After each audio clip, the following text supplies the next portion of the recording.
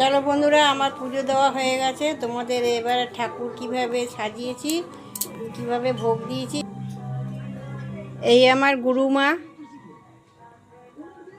আর এ হলো গুরুদেব, এ হলো মা তারা মা,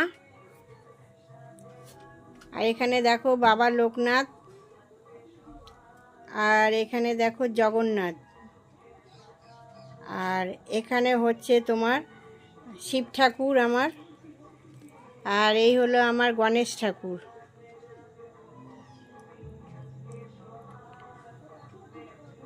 আর এই হলো আমার ছোট গপু সোনা।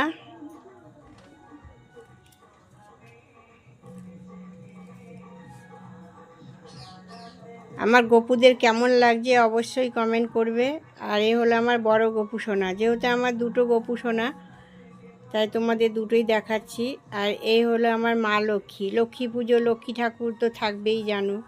মা লক্ষ্মীকেও কেমন দেখাচ্ছে আর বাকি ঠাকুরগুলোকেও কেমন দেখাচ্ছে অবশ্যই কমেন্টে জানাবে।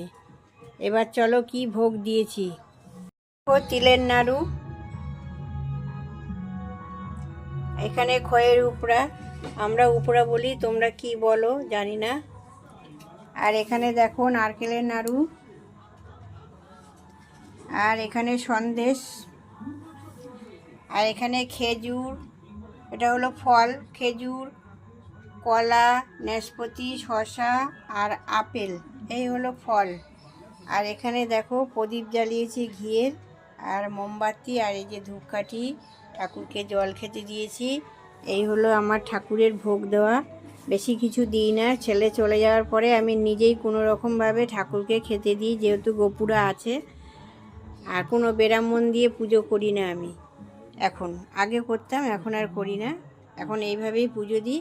আমার পুজো দেওয়াটা কেমন হয়েছে অবশ্যই তোমরা কমেন্ট করে বলবে।